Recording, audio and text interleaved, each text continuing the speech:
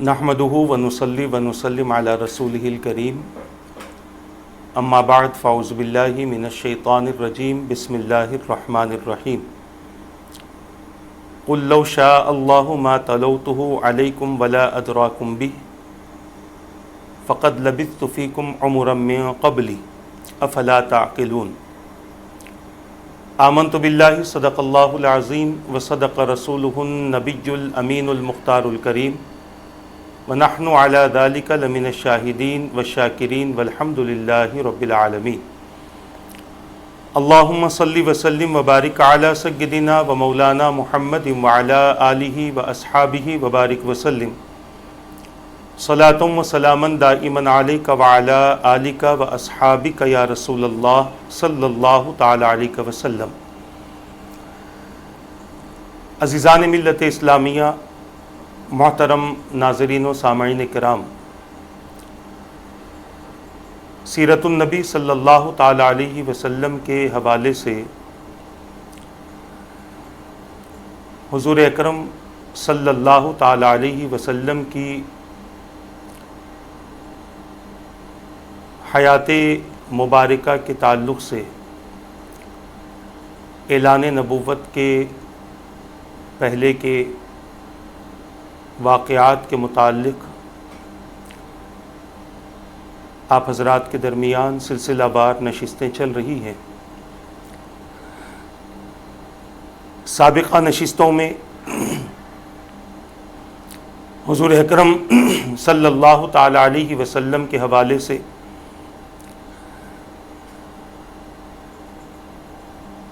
اس بات کو پیش کرنے کی کوشش کی گئی تھی کہ سرکار مدینہ صلی اللہ تعالی علیہ وسلم نے اپنی عمر مبارک کے 17ویں سال تجارت کے حوالے سے سفر کیا۔ آپ یمن تشریف لے گئے، آپ بحرین تشریف لے گئے، اور وہاں پر جو سامان تجارت آپ لے کر گئے تھے اس سے کافی فائدہ بھی ہوا، کافی نفع حاصل ہوا، اور خدیجۃ الکبریٰ رضی اللہ تعالی عنہا نے آپ کو نفع کے علاوہ آپ کی خدمت میں اونٹ بھی بطور تحفہ پیش کیا۔ حضور اکرم صلی اللہ تعالی علیہ وسلم تجارت میں جھوٹ سے، دھوکے سے، غلط بیانی سے گریز فرماتے تھے تاکہ وہ حضرات جو اپنی زندگی کے کسی حصے میں بھی تجارت کریں، اسلام اور دین کے حوالے سے انہیں اس بات کا پیغام مل جائے کہ بندہ مومن کو تجارت کرتے ہوئے کس طرح کا معاملہ اسے کرنا ہے، کس طرح کا رویہ اسے اختیار کرنا ہے، اور ایسا نہ ہو کہ اپنے تھوڑے سے فائدے کے لیے جس کو آپ نے اپنا مال بیچا ہو اس کا زیادہ نقصان ہو۔ رسول اکرم صلی اللہ تعالی علیہ وسلم نے صدق دل کے ساتھ، سچائی کے ساتھ تجارت کرنے والے کی بڑی فضیلتیں بیان فرمائی ہیں۔ وہ بھی ایک مستقل باب ہے۔ جب میرے آقا صلی اللہ تعالی علیہ وسلم کے فرامین کے حوالے سے تجارت کے متعلق ہم گفتگو کریں گے تو آپ حضرات کے سامنے اس کی تفصیل بیان کی جائے گی۔ سیرت النبی صلی اللہ تعالی علیہ وسلم وہ عنوان ہے کہ جس کے بیان کرتے کرتے ہماری زندگیاں تو ختم ہو سکتی ہیں، مگر حضور اکرم صلی اللہ تعالی علیہ وسلم کی مکمل سیرت کا بیان ناممکن ہے۔ اسی لیے کوشش یہ کی جا رہی ہے کہ حضور اکرم صلی اللہ تعالی علیہ وسلم کی حیات مبارکہ کے ان پہلوؤں پر خاص طور سے آپ کو متوجہ کیا جائے جو ہماری زندگی کو بہتر بنا سکتے ہیں، ہمارے معاملات کو درست کر سکتے ہیں اور اپنی آخرت کے سنوارنے میں ہماری مدد کر سکتے ہیں۔ بات چل رہی تھی کہ رسول اکرم صلی اللہ تعالی علیہ وسلم اپنی عمر مبارک کے اس دور میں پہنچے ہیں جس دور کو ہم اور آپ جوانی کہتے ہیں۔ جوان آدمی اپنی مرضی کا مالک ہوتا ہے، اس کے اپنے اصول ہوتے ہیں، اس کے اپنے نظریات ہوتے ہیں، اس کی اپنی سوچ و فکر ہوتی ہے، اس کی اپنی کیفیتیں ہوتی ہیں۔ جوانی کے دور میں انسان بے قابو رہتا ہے، اسے کسی کی پرواہ نہیں ہوتی، یہاں تک کہ وہ لڑکا جس کی صحیح تربیت نہ ہو جب وہ جوان ہو جاتا ہے تو وہ اپنے پالنے پوسنے والے ماں باپ کی تک کے نہیں سنتا، انہیں بھی جھڑکیاں دیتا ہے، اور ماں باپ اگر اسے کسی کام سے روک دیں تو اسے برا لگتا ہے، اور بار بار منع کرنے پر وہ ماں باپ کا مخالف ہو جاتا ہے، اور زبان سے بے ساختہ اس کی یہ نکل جاتا ہے کہ میری اپنی زندگی ہے،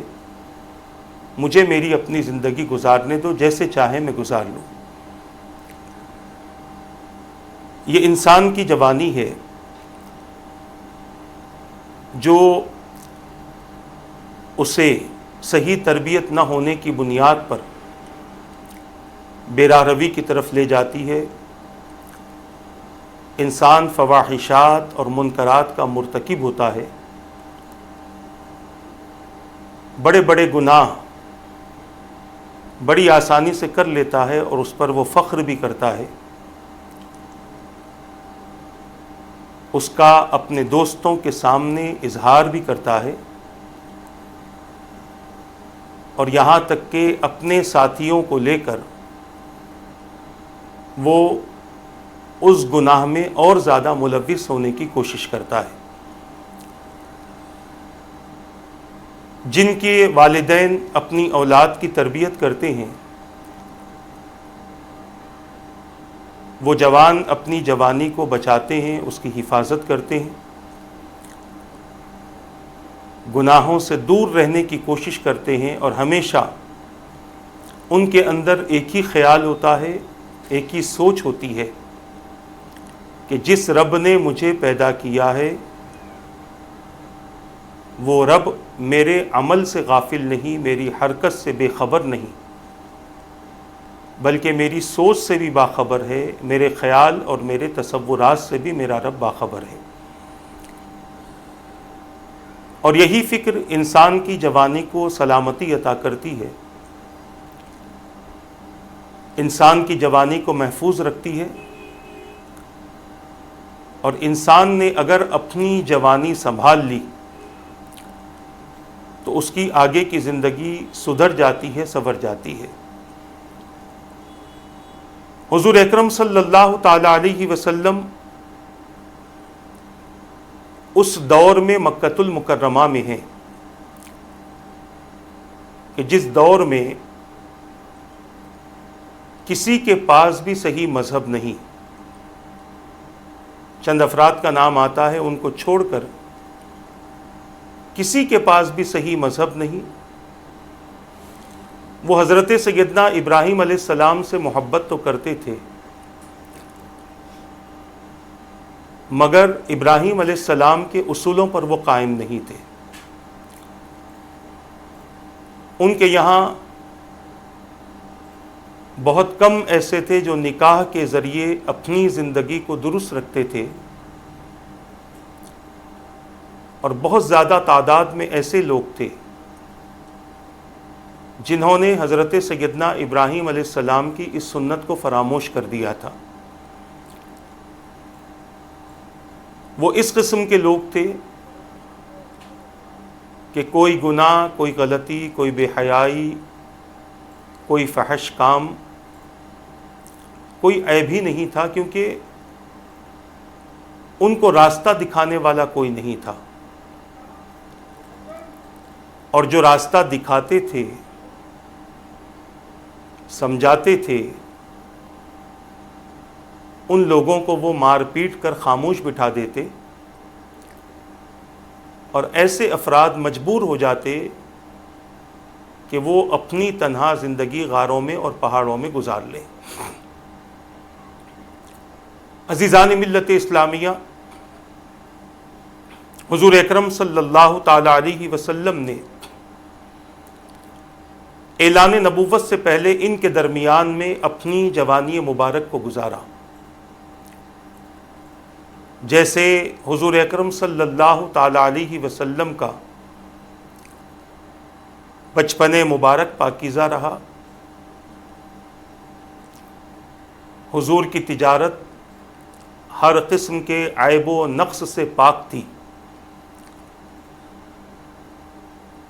حضور کا لوگوں کے درمیان میں پروان چڑھنا، اور میرے آقا صلی اللہ تعالی علیہ وسلم کا زیادہ تر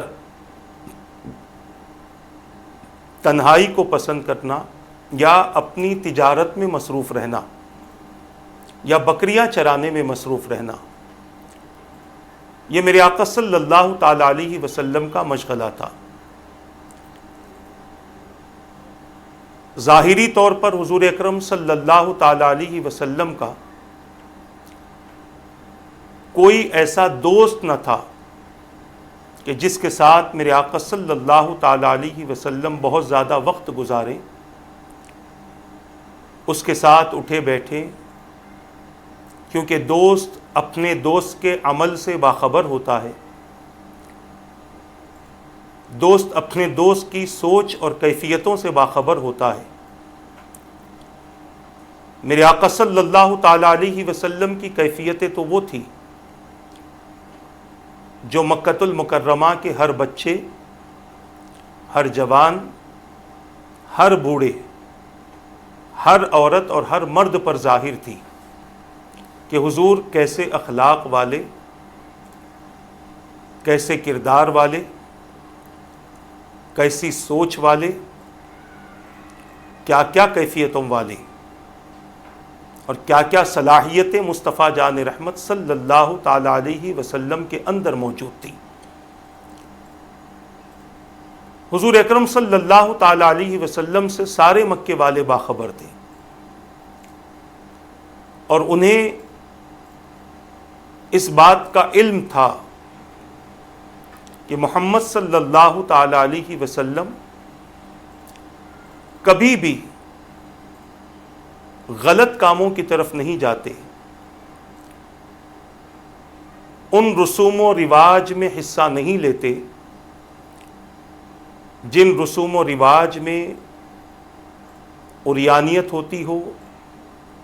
فحش کام ہوتے ہوں، بے حیائی والے اعمال ہوتے ہوں۔ میرے آقا صلی اللہ تعالی علیہ وسلم نے ہر طرح سے اپنے آپ کو ایسی محفلوں سے محفوظ رکھا تھا۔ یہ اس دور کی بات ہے جس دور میں کفر کے سوا کچھ نہ تھا، یہودیت تھی، وہ زیادہ تر مدینے کے اطراف میں آباد تھے، اور دیگر علاقوں میں روم میں بہت زیادہ آباد تھے یہودی، شام میں اور فلسطین میں بہت زیادہ آباد تھے۔ مکۃ المکرمہ میں زیادہ تر مشرکین تھے، جنہوں نے پتھر کے بڑے بڑے بت بنا کر، اس کو معبود بنا کر اس کی عبادت کیا کرتے تھے، اسی سے مدد مانگتے تھے، اسی سے رزق مانگتے تھے، تجارت کے لیے جانے سے پہلے اسی کو سجدہ کرتے تھے، واپس آنے کے بعد اسی کے سامنے اپنی پیشانیاں ٹیکتے تھے۔ یہ سب ان کا معمول تھا۔ اور پھر جب جب وہ مکے میں رہتے تو ان کی زندگیاں الگ ہوتی، ان کی محفلیں الگ ہوتی، ان کی مجلسیں الگ ہوتی، ان کی صحبتیں اور ان کی بیٹھک الگ ہوتی۔ حضور اکرم صلی اللہ تعالی علیہ وسلم اس دور میں کہ جس دور میں ابھی آپ نے اعلان نبوت نہیں فرمایا، کفر و شرک کا بول بالا ہے اور بہت زیادہ لوگ لاپرواہی میں، نجاست میں، بے حیائی میں اپنی زندگی گزار رہے ہیں، میرے آقا صلی اللہ تعالی علیہ وسلم نے ان تمام چیزوں سے اپنے آپ کو محفوظ رکھا۔ اس کے محفوظ رکھنے کی وجہ بھی آپ حضرات کے سامنے عرض کی جائے گی۔ اشارہ اس بات کا دینا چاہتا ہوں کہ حضور اکرم صلی اللہ تعالی علیہ وسلم نے جس دور میں اپنے آپ کو محفوظ رکھا، اس دور میں شاید ہی کوئی ایسا تھا جو ان محفلوں سے بچا ہوا تھا۔ ناچ گانوں کی محفل کہہ لیں، شراب کی محفل کہہ لیں، زنا کی محفل کہہ لیں، جوے کی محفل کہہ لیں، اور جتنی بھی بری محفلیں ہو سکتی ہیں، ایک دوسرے کو ستانا، مذاق اڑانا، پریشان کرنا، ان تمام محفلوں سے حضور بچے ہوئے تھے، اور اپنی امت کو یہ تعلیم دے رہے ہیں کہ بندہ اگر چاہے تو وہ تمام تر گناہوں سے اور برائیوں سے اپنی حفاظت کر سکتا ہے اگر چاہے، اور اگر بندہ ہی یہ چاہے کہ نہیں ایسا ہو ویسا ہو اور اس طریقے سے کام چلتا رہے، میں بھی پیتے رہیں، توبہ بھی کرتے رہیں، یہ بھی جاری رہے وہ بھی جاری رہے، تو پھر انسان ان اعمال کی وجہ سے بہک جاتا ہے، بھٹک جاتا ہے، کبھی کبھی کفر تک پہنچ جاتا ہے۔ آج قوم مسلم بڑے افسوس میں ہے کہ مسلمانوں کی بچیاں غیر مسلموں سے شادی کرنے کے لیے تڑپ رہی ہیں، درخواستیں دی جا رہی ہیں کہ ہم فلاں فلاں سے شادی کرنا چاہتے ہیں، اور ان کی درخواستوں کو قبول کر کے انہیں غیر مسلم کے حوالے کیا جا رہا ہے۔ اس کی وجہ ہم اور آپ سمجھیں کہ کیا ہے؟ ہمیں اور آپ کو اس کی وجہ سمجھنے کی ضرورت ہے، اور اس کی سب سے بڑی وجہ ہے ہمارے گھر سے اللہ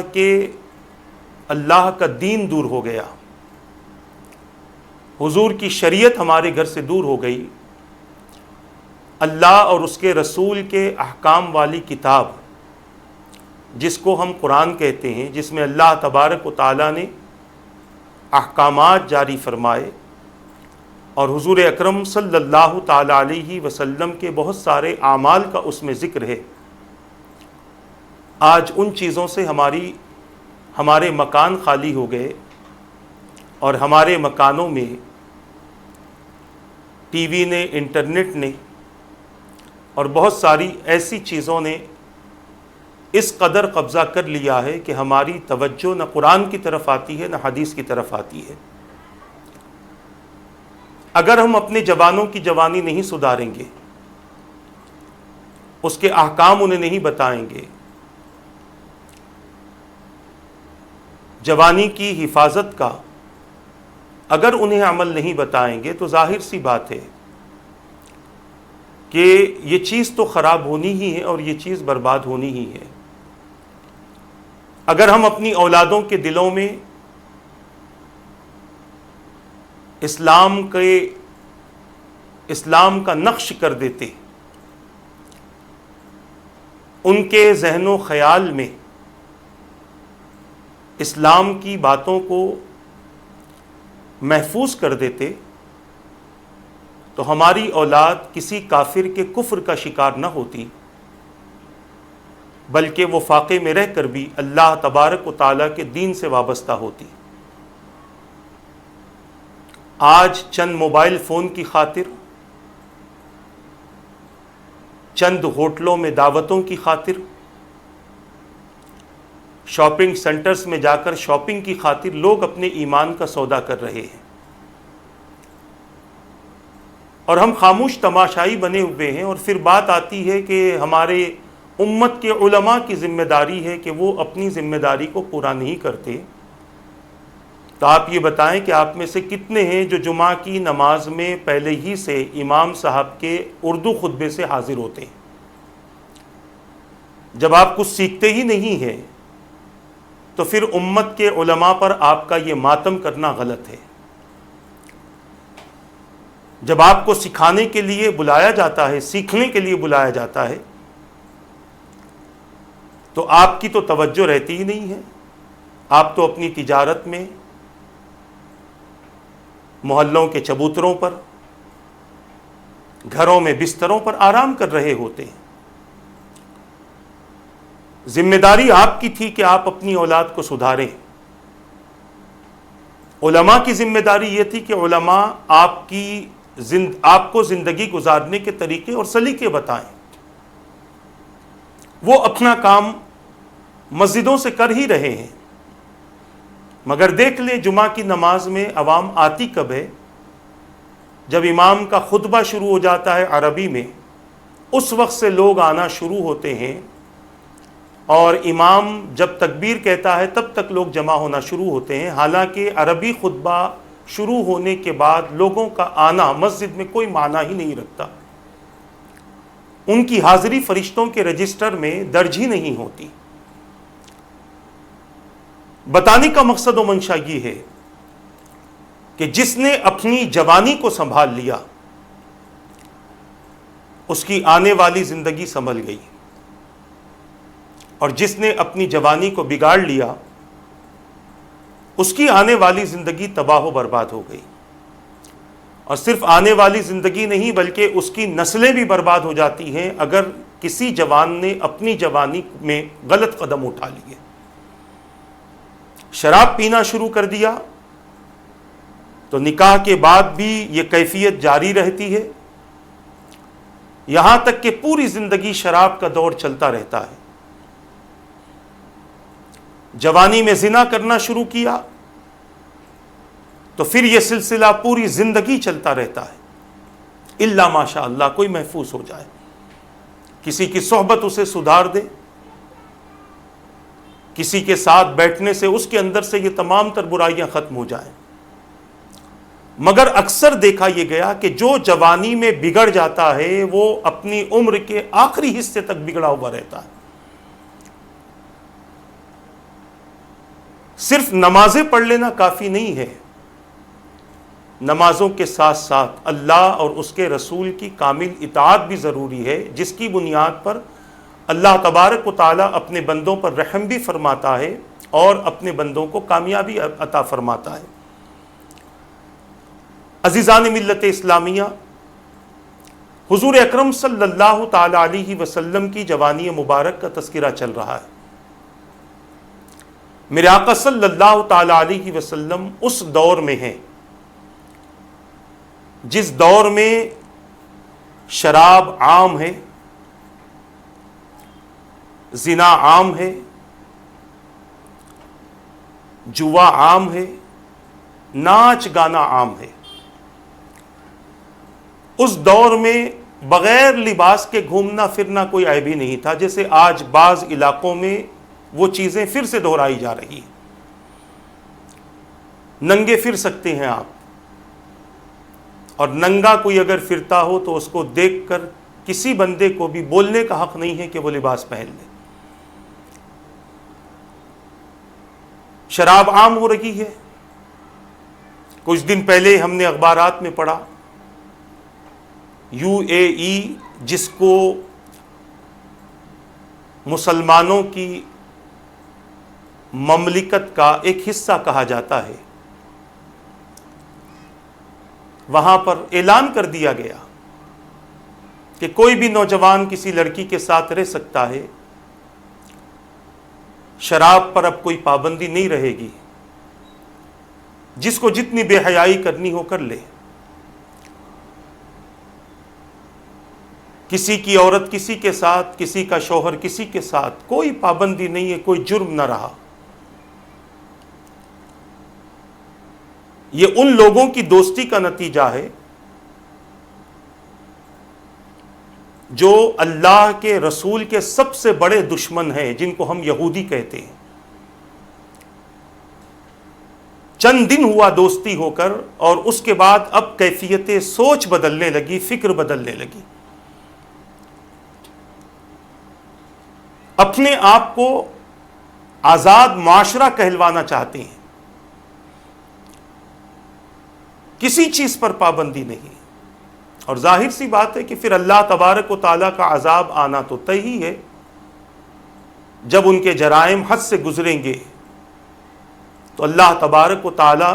ضروری نہیں ہے کہ آسمان سے پتھر نازل فرمائے، زمین کو زلزلے کا حکم دے، معمولی معمولی کیڑے ان کی زندگی کو برباد کر دیں گے،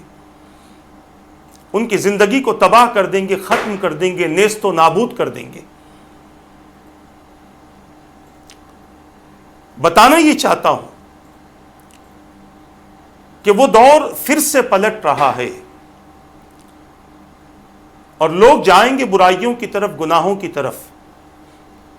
ہمارا کام ہے ان کی دفاع کرنا، ان کو بچانا۔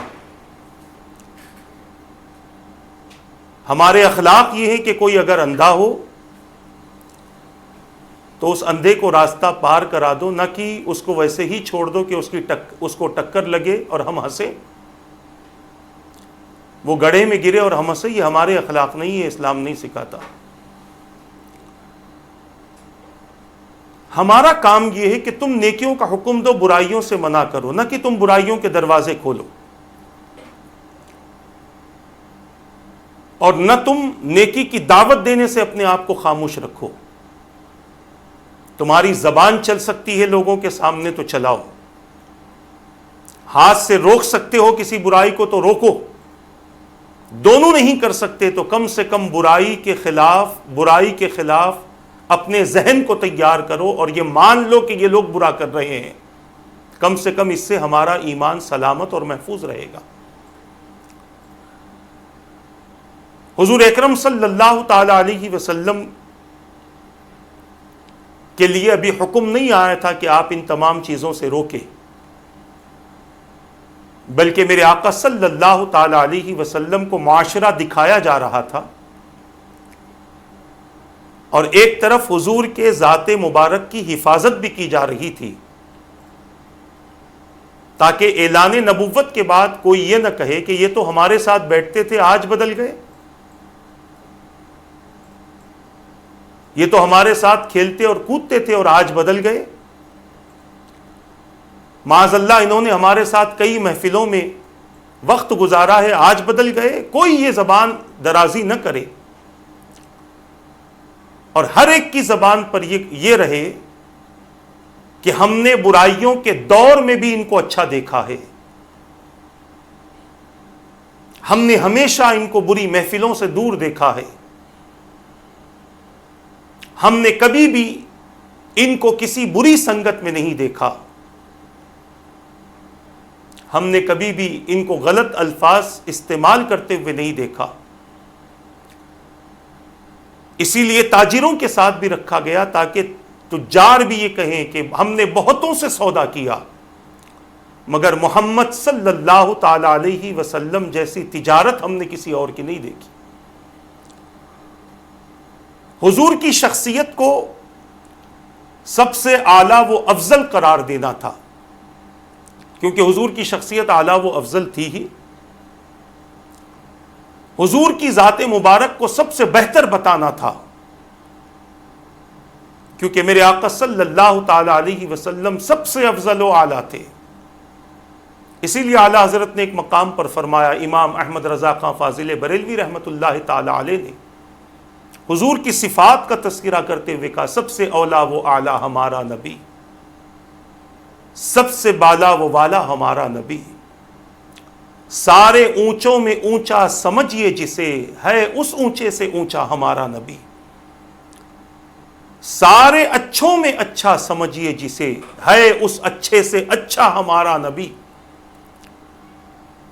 خلق سے اولیاء، اولیاء سے رسول، اور رسولوں سے اعلیٰ ہمارا نبی۔ کیا خبر کتنے تارے کھلے بجھ گئے، پر نہ ڈوبے نہ ڈوبا ہمارا نبی۔ یہ رسول اکرم صلی اللہ تعالی علیہ وسلم کی تقریباً صفات کا اعلیٰ حضرت نے اپنے اشعار میں تذکرہ فرمایا، اور بتا دیا کہ حضور اکرم صلی اللہ تعالی علیہ وسلم سے افضل، اعلیٰ، اونچا کوئی ہے نہ کوئی تھا اور نہ کوئی ہو سکتا۔ انسان اپنی زندگیوں میں غلطیاں کر لیتا ہے، مگر نبی کی ذات میں معاذ اللہ غلطی تلاش کرتے کرتے زندگی ختم ہو جائے گی، مگر غلطی کبھی مل نہیں سکتی۔ عیب تلاش کرتے کرتے زندگیاں ختم ہو جائیں گی، مگر خدا کی قسم کبھی حضور کی ذات مبارک میں عیب مل نہیں سکتا، نقص مل نہیں سکتا۔ وہ پاکیزہ زندگی میرے آقا صلی اللہ تعالی علیہ وسلم نے اس فرش گیتی پر گزاری ہے، اور یہی بات نبوت کی دلیل کی طور پر حضور اکرم صلی اللہ تعالی علیہ وسلم نے پیش بھی فرمایا کہ میری زندگی جو میں نے تمہارے درمیان میں گزاری ہے، دیکھ لو وہ زندگی کتنی پاکیزہ ہے، اور وہی میرے نبوت کی دلیل بھی ہے۔ عزیزان ملت اسلامیہ، عرض کرنا یہ ہے کہ اپنی جوانی کا تحفظ کرو اور اپنے جوانوں کا تحفظ کرو، اور جوانوں کا تحفظ کرنے کے لیے ان کے بچپن ہی سے انہیں دین کا علم دو، قرآن کا علم دو، حدیث مصطفیٰ کا علم دو، صحابہ کرام علیہم الرضوان، اہل بیت اطہار کی زندگیوں کی تعلیم بتاؤ، ان کی زندگیاں ان کے سامنے پیش کرو، تب ہماری اولادوں میں تبدیلی آئے گی۔ اور اگر آپ یہ چاہتے نہیں ہمارا بچہ تو جیسے چاہے زندگی گزارے، کیونکہ ہم اسے دیکھ کر خوش ہونا چاہتے ہیں، اس کی حرکتوں کو دیکھ کر خوش ہونا چاہتے ہیں، اس کے ناچ گانوں کو دیکھ کر خوش ہونا چاہتے ہیں، اسے دنیا کی ڈگریاں دلا کر خوش ہونا چاہتے ہیں، تو پھر یہ آپ کی اپنی مرضی ہے۔ یہ ساری آپ کی نیتوں کے مطابق شاید ہو جائے، مگر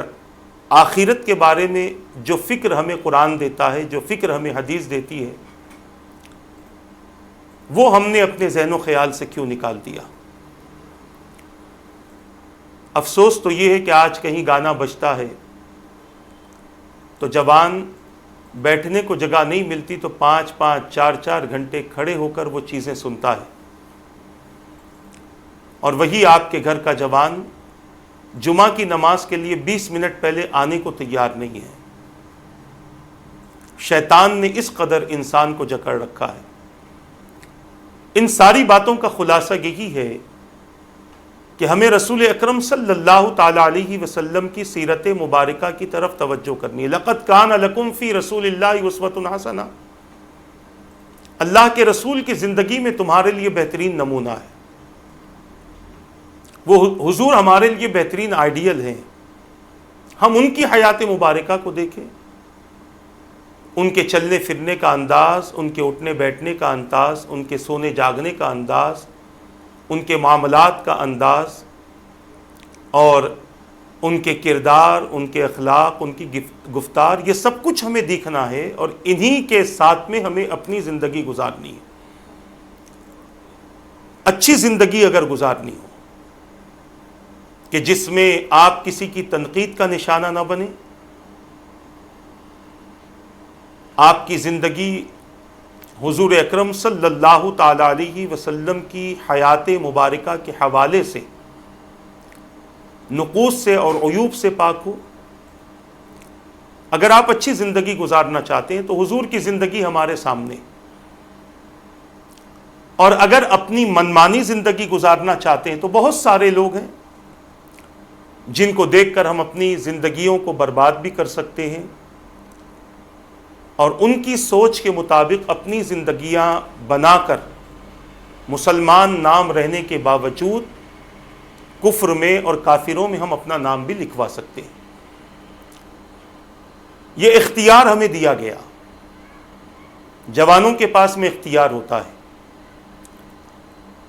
کہ وہ جو چاہے کریں. اللہ تبارک و تعالیٰ نے اپنے بندوں کو مجبور نہیں رکھا. اور کوئی اگر یہ کہتا ہے کہ رب نے ہمارے لیے یہ لکھ دیا ہے تو ہم یہی کرتے ہیں، معاذ اللہ تم رب پر الزام لگا رہے ہو. تمہیں یہ معلوم ہونا چاہیے کہ تمہارے سامنے خیر اور شر رکھ دیا گیا. وَهَدَيْنَاهُ النَّجْدَيْنِ، خیر اور شر دونوں تمہارے سامنے ہیں. اس کے باوجود اگر تم شر کو اختیار کرتے ہو تو یہ تمہارا اپنا اختیار ہے. رب نے تمہیں کہاں مجبور کیا؟ اللہ نے مجبور تمہیں نہیں کیا ہے. پانی تمہارے سامنے ہے، شراب تمہارے سامنے ہے، اور تم پانی کو چھوڑ کر شراب کی طرف خود ہاتھ بڑھاتے ہو تو یہ تم اپنے اختیار سے کر رہے ہو. معاذ اللہ کوئی اللہ تعالیٰ آپ کو مجبور کر کے وہ کام نہیں کرواتا. یہ آپ کا اپنا اختیار ہے کہ آپ اچھی چیزیں بھی دیکھ رہے ہو، بری چیزیں بھی دیکھ رہے ہو، مگر تعلق اگر آپ نے برائی سے جوڑ رکھا ہے تو یہ اختیار تو آپ کا خود کا ہے. کیوں آپ رمضان میں روزے نہیں رکھتے؟ صبح سے لے کر شام تک بھوکے پیاسے نہیں رہتے؟ آپ اپنے اختیار ہی سے تو یہ سب کرتے ہیں. شیطان سے آپ اپنے آپ کو بچا کر رکھتے ہیں، اپنے روزے کو بچا کر رکھتے ہیں. اس میں آپ کا اپنا اختیار ہے. آپ جب تک چاہے بھوکے رہ سکتے ہیں، آپ کا اختیار ہے، اور جتنا چاہے کھا سکتے ہیں، یہ آپ کا اختیار ہے. ہمیں اختیار گیا، اور اختیار یہ بتایا گیا کہ تم خیر کے راستے پر چلو، شر کا راستہ چھوڑ دو. مگر بندے نے شر کا راستہ اپنایا اس لیے کہ وہ حقیقی راستے کے علم سے محروم ہو گیا. ایک دور تھا کہ بڑے اپنے بچوں کو لے کر انہیں اللہ اور اس کے رسول کے احکامات سناتے تھے، مگر جب سے گھروں کے اندر یہ ٹی وی، ویڈیو، وی سی آر اور سی ڈی پلیئر اور جو کچھ بھی آ گیا، اس وقت سے معاشرہ بالکل تباہ ہو گیا. نئی نئی چیزوں کی فرمائش ہونے لگی، نئی نئی چیزوں کی خواہش ہونے لگی، اور انسان بگڑتا گیا، تباہ ہوتا گیا. عزیزان ملت اسلامیہ، حضور اکرم صلی اللہ تعالی علیہ وسلم کی حیات مبارکہ سے اپنی زندگی کو وابستہ کرنے کی ضرورت ہے. یہ چند ضروری باتیں رہی جو میں نے آپ حضرات کے سامنے پیش کی ہیں. حقیقت یہ ہے کہ رسول اکرم صلی اللہ تعالی علیہ وسلم کی سیرت کو چھوڑ کر ہم کبھی بھی اپنی زندگی میں کامیاب نہیں ہو سکتے، اعلیٰ و عرفہ نہیں ہو سکتے، اپنی زندگی میں کوئی صحیح مقام حاصل نہیں کر سکتے. زندگی میں صحیح مقام حاصل کرنا ہو تو حضور اکرم صلی اللہ تعالی علیہ وسلم کی سیرت مبارکہ سے وابستہ ہو جائیں. آپ دیکھیں حضور اکرم صلی اللہ تعالی علیہ وسلم کی سیرت مبارکہ پر عمل کرنے والے کس طرح سے تبدیل ہوئے. میرے آقا صلی اللہ تعالی علیہ وسلم کے طریقے پر چلنے والے کس طرح سے تبدیل ہوئے. ان کی زندگیاں،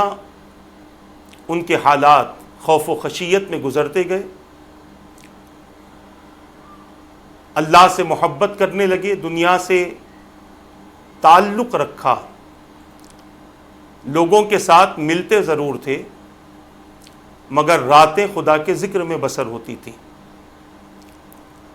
دن خدا کی اطاعت میں بسر ہوتے تھے.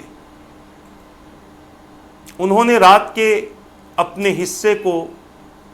وقف کر دیا تھا خدا کی عبادت کے لیے. بعض وہ تھے جو پوری رات خدا کی عبادت کرتے تھے، اور بعض وہ تھے جو رات کا کچھ حصہ آرام کر کے کچھ حصہ اللہ تبارک و تعالیٰ کی عبادت میں گزارتے تھے، جس میں ان کا رونا، ان کا آنسو بہانا، ان کا تڑپنا، ان کا پھڑکنا، ان کا کانپنا، یہ سب کچھ اللہ تبارک و تعالیٰ کی عبادت کا حصہ تھا. یہ سیکھا کہاں سے؟ حضور ہی سے تو سیکھا. بہت سارے ایسے جوان گزرے ہیں جنہوں نے اپنی جوانی کو حضور اکرم صلی اللہ تعالی علیہ وسلم کی سیرت کے مطابق گزار دی. رات رات بھر خدا اللہ تبارک و تعالیٰ کی عبادت میں رہتے تھے، اللہ کے ذکر میں مصروف رہتے تھے، فکر میں مصروف رہتے تھے، اللہ تبارک و تعالیٰ کی مخلوق میں غور و فکر کرتے رہتے تھے. کبھی قبر کا تصور انہیں تڑپا دیتا، کبھی میدان قیامت کے تصور سے وہ کانپتے تھے، کبھی قبر کے سوال و جواب سے وہ پریشان ہو جاتے تھے، اور کبھی عذاب کے خوف سے غمگین ہو جاتے تھے. یہ ان تمام لوگوں کی کیفیت تھی جنہوں نے حضور اکرم صلی اللہ تعالی علیہ وسلم کی سیرت مبارکہ کو اپنایا. آج کے سیرت النبی صلی اللہ تعالی علیہ وسلم کے عنوان سے تمہیدی کلمات ہی صحیح،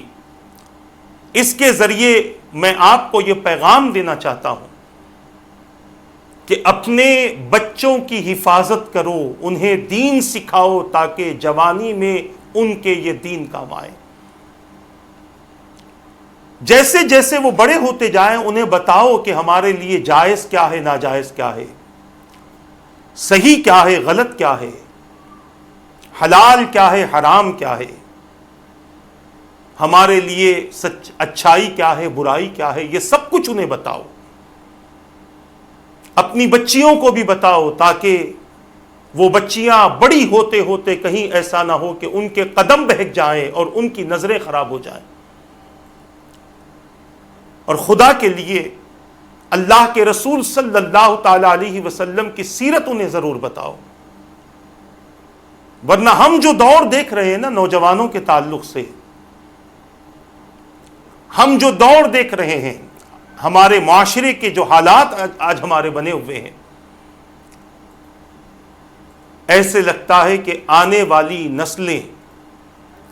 صرف دین کا نام جانتی ہوں گی، دین کے احکام سے بالکل بے خبر ہو جائیں گی. ابھی ہماری مسجدیں ویران ہونے لگی، مسجدوں کے چبوتروں پر مسلمان بیٹھے ہوتے ہیں، نماز کو نہیں آتے. مسجدوں کے قریب میں بچے کھیلتے ہوتے ہیں، نماز کو نہیں آتے، کیونکہ باپ ہی نہیں آتا نماز کو تو بیٹا کیا آئے گا. جب ایک باپ اپنے بیٹے کی انگلی پکڑ کر صرف جمعہ کے دن آئے تو وہ بیٹا 5 نمازوں میں کیا آئے گا؟ اسے تو یہی محسوس ہوگا کہ ہمارے اوپر تو صرف جمعہ فرض ہے. میں ان تمام والدین سے کہنا چاہتا ہوں جو اپنی اولاد کو انگلی پکڑ کر گاڑی پر بٹھا کر اسکول میں چھوڑتے ہیں اور انہیں بتاتے ہیں کہ بیٹا یہ پڑھو گے تو تمہاری زندگی اچھی ہوگی، انہی والدین سے کہنا چاہتا ہوں کہ اپنی اولاد کی انگلیاں پکڑ کر مسجد کے دروازے پر لا کر چھوڑو اور بتاؤ کہ یہ چیز تم پر فرض ہے، اور اگر یہ پڑھتے رہو گے تو اللہ تعالیٰ تمہیں دارین کی کامیابیاں نصیب فرمائے گا. مگر ماں باپ یہ کرنا ہی نہیں چاہتے. ہم کتنا بھی احساس دلائیں، آج ہماری قوم کا اکثر حصہ بے حس ہو چکا ہے. مسلمانوں، اپنی طبیعتوں کو تبدیل کرو اور یہ سوچو کہ اللہ تبارک و تعالیٰ نے دنیا کی زندگی کو مختصر وقت کے لیے عطا فرمایا ہے اور آخرت کی زندگی کو اللہ تبارک و تعالیٰ نے ہمیشگی عطا فرمائی ہے. رب نے فرما دیا والآخرۃ خیر وابقیٰ، آخرت بہتر ہے اور باقی رہنے والی ہے. دنیا اور دنیا کی زندگی میں جو کچھ ملتا ہے، چاہے وہ زندگی ہو یا زندگی گزارنے کے ساز و سامان ہو، یہ مختصر سے وقت کے لیے ہے. آخرت اور آخرت کی زندگی اور اس کے جو بھی اللہ تعالیٰ نعمتیں عطا فرمائے گا وہ انسان کے ساتھ ساتھ ہمیشہ وہ نعمتیں باقی رہنے والی. اور دنیا کی زندگی کے ساز و سامان جب ملتے ہیں تو زیادہ وقت تک وہ اچھے نہیں رہتے، نئے نہیں رہتے، پرانے ہو جاتے ہیں. مگر آخرت کی زندگی میں رب جو کچھ عطا فرمائے گا جب بندہ دیکھے گا نیا ہی دیکھے گا، کبھی وہ پرانا نہیں ہوگا. جنت کے مکانوں کو کلر کروانے کی ضرورت نہیں پڑے گی، جنت کی نعمتیں خراب نہیں ہوں گی، جنت میں جو نہریں بہتی ہوں گی ہمیشہ تازہ پانی رہے گا. سب کچھ ہماری زبان میں کہیں گے فریش رہے گا، کوئی چیز بھی خراب نہیں ہوگی۔ اور دنیا کی زندگی ہر 2 سال میں کلر کرواؤ گھر کو، ہر 5 سال میں گھر کی الیکٹرانکس بدلتے رہو، گھر کی چیزیں خراب ہو جاتی ہیں تبدیل کرتے رہو، یہ دنیا کی زندگی ہے۔ اسی سے ہمیں پتہ چلتا ہے کہ یہ سامان کوئی ہمارے کام آنے کے نہیں ہے، جلدی سے خراب ہو جاتے ہیں۔ زندگی بہت جلد، بچپن گزر جاتا ہے، جوانی آتی ہے، بڑھاپے تک انسان پہنچ جاتا ہے، پھر موت کی نظر ہو جاتا ہے، اور پھر قبر کے حوالے ہو جاتا ہے، پھر اس کے اعمال کے سبب اسے جزا و سزا دی جاتی ہے۔ یہ سب کچھ ہے، مگر جب بندہ آخرت کی طرف جاتا ہے تو پھر اللہ تبارک و تعالی رب فرماتا ہے وَالْآخِرَةُ خَيْرٌ وَأَبْقَىٰ، آخرت بہتر ہے اور باقی رہنے والی ہے۔ تم دنیا کی زندگی کو آخرت کی زندگی پر ترجیح نہ دو۔ آج ہم نے وہی سب کیا ہے۔ حضور اکرم صلی اللہ تعالیٰ علیہ وسلم کی سیرت مبارکہ کو چھوڑ کر ہم نے ایک نئی زندگی گزارنی شروع کی ہے، اور اس نئی زندگی کا نتیجہ بھی ہم دیکھ رہے ہیں کہ ہماری اولادیں بگڑ گئی، ہماری بچیاں کفر کی طرف جا رہی ہیں، ہمارے نوجوان بچوں نے عیسائیت اور یہودیت والے اعمال کو قبول کر لیا ہے، ان کی زبانوں پر گانے ہیں، ان کے کانوں سے ان کے دلوں تک گانوں کی آوازیں پہنچ رہی ہیں، ہیڈ فون لگا لیا، ایئر فون لگا لیا اور ایئر پوڈ لگا لیا، نہ جانے کیا کیا لگا لیا، بس سن رہے ہیں۔ ان کا لباس تبدیل ہو چکا ہے، پھٹے پرانے کپڑے پہن لیتے ہیں، نیا نیا کپڑا لے کر پھاڑ دیتے ہیں، یا پھر نئے کپڑے سے زیادہ وہ پھٹے ہوئے کپڑوں کی قیمت ہوتی ہے۔ اس طریقے سے آج ہمارا مسلم معاشرہ بربادی کی طرف جا رہا ہے۔ رسول اکرم صلی اللہ تعالیٰ علیہ وسلم کی جوانی مبارکہ کا ذکر کرنے کا مقصد صرف اور صرف یہی ہے کہ ہم اپنی جوانی کی طرف توجہ کریں، اس کو سدھاریں، اس کو سنوارنے کی کوشش کریں، کیونکہ جتنا ہم اپنی جوانی کو سنواریں گے اور جتنا ہم اپنی جوانی کو سدھاریں گے، ہماری آنے والی زندگی پر اس کا اتنا ہی زیادہ اثر پڑے گا، اور آنے والی زندگی اتنی ہی پاکیزہ ہوگی۔ یہ تمہیدی کلمات رہے حضور اکرم صلی اللہ تعالیٰ علیہ وسلم کی جوانی کے حوالے سے، یہ تمہیدی کلمات آپ کے سامنے پیش کیے گئے۔ انشاءاللہ اگلی نشست میں ہم آپ کے سامنے عرض کریں گے کہ حضور اکرم صلی اللہ تعالیٰ علیہ وسلم نے مکۃ المکرمہ میں جو اپنی حیات مبارکہ گزاری ہے، جوانی مبارکہ جو گزاری ہے، وہ کس قدر پاکیزہ تھی اور کس قدر عظیم تھی۔ اللہ تبارک و تعالیٰ سے دعا ہے کہ رب قدیر جو کچھ کہا گیا، کہنے میں غلطی ہو تو اپنے حبیب کے صدقے معاف فرما دے۔ ان باتوں پر مجھے اور ان سب کو عمل کی توفیق عطا فرما، دوسروں تک پہنچانے کی توفیق عطا فرما۔ مولا ہمارے جوانوں کی جوانیوں کی حفاظت فرما، انہیں صراط مستقیم عطا فرما، ہدایت عطا فرما،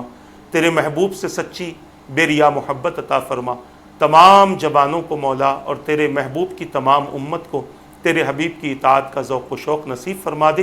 بیماروں کو شفا عطا فرما، پریشان حالوں کی پریشانیوں کو دور فرما، قرض داروں کو بارکر سے رہائی نصیب فرما دے۔ رب قدیر اپنے فضل و کرم سے اپنے حبیب کے صدقے ایمان کی سلامتی عطا فرما، ایمان کی حالت میں کلمہ پڑھتے ہوئے نبی کا دیدار کرتے ہوئے